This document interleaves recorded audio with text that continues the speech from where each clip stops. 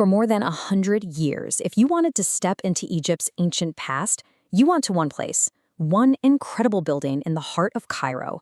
But today, something amazing is happening. The city's pharaonic legacy is being reborn, spreading across new, world-class museums. And while that's fantastic, it's also made things, well, a little confusing for anyone trying to plan a visit. So let's clear things up and draw a new map to these ancient wonders. Okay, so you're planning that trip of a lifetime. You're heading to the land of the pharaohs, and in your mind, there's probably one image that stands out above all others, right? The solid gold burial mask of King Tutankhamun. I mean, it's maybe the most famous face from the ancient world. But, and this is a big but, a little word of warning. If your plan is to go to that classic, historic museum where millions of people have stood before you, you might be in for a very, very big surprise. You see, right now, Cairo is at a kind of museum crossroads. The city is guarding not one, but three incredible institutions, and each one tells a different, crucial part of Egypt's epic story. It's an amazing time to visit, but it really does mean you need a new game plan. So the main story here really boils down to two heavyweights. On one side, you have the historic heart of it all, the famous salmon-pink Egyptian Museum, right in the middle of the hustle and bustle of Tahrir Square. And on the other side, you have the modern marvel, the brand new, absolutely massive Grand Egyptian Museum, or GEM, rising up right next to the Great Pyramids themselves. To really get what's going on, we have to start with the original, the keeper of the flame, so to speak. We've got to talk about the timeless legacy of the Egyptian Museum in Tahrir, which was actually the first national museum ever built in the entire Middle East. This place isn't just a museum, it's a piece of history itself. It opened its doors way back in 1902, and for over a century, it was the place to see the treasures of the pharaohs. And now, after huge events like that unforgettable Golden Parade of the Pharaohs back in 2021, a whole new chapter is beginning for this grand old building. This quote just nails the feeling of the place, doesn't it? It's talking about an atmosphere, not just a bunch of objects and cases. When you walk through those halls, there's this tangible feeling of discovery, like you're unearthing these things for the first time, just like the archaeologists did a century ago. But here's where the story takes a huge turn. That timeless experience has been completely reimagined because its most famous residents have moved out, and that's sparking what a lot of people are calling a renaissance for this amazing museum.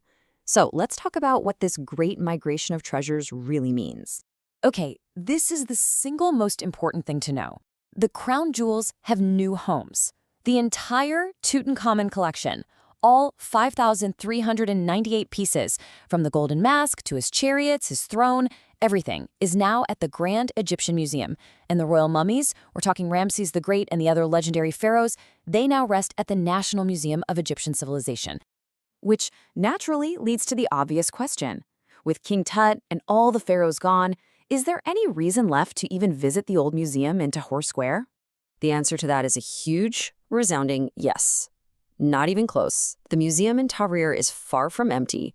It is still home to a mind-boggling 120,000 artifacts. Remember, ancient Egypt's story spans 3,000 years. There is absolutely no shortage of masterpieces. And this is what's so cool about the whole situation. This move has created an incredible opportunity.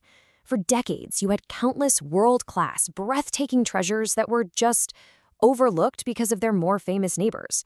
Now, the stars have moved on, and the spotlight is finally free to shine on these other magnificent stories. And oh, what treasures they are! We're talking about the riches of Tanis, a royal burial that seriously rivals King Tut's, with coffins made of solid silver, which, by the way, was actually more valuable than gold to the ancient Egyptians. You can see the perfectly preserved treasures of Yuya and Thuya, who were Tutankhamun's own great-grandparents. And you can stand right in front of the Narmerpalet, which is basically the founding document of ancient Egypt, showing the moment the kingdom was first united. So, now that we know the new lay of the land, what does it all mean for your trip? How do you actually plan the perfect museum experience in Cairo today? All right, let's break it down nice and simple. If you want to see the golden mask and all 5,000 plus pieces of King Tut's treasure, you are going to the Grand Egyptian Museum, the modern marvel. If you want to be in the presence of the actual mummies of pharaohs like Ramses the Great and Queen Hatshepsut, you're heading to the National Museum of Egyptian Civilization.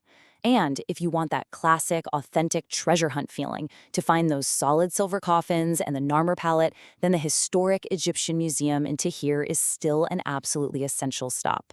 So you see, the new reality is this.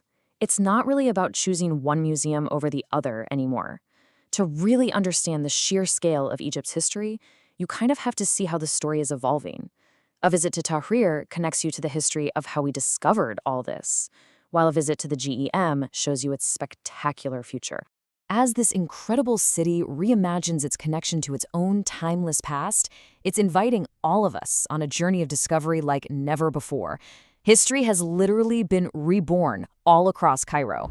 So the only question left to ask is, which story will you discover first?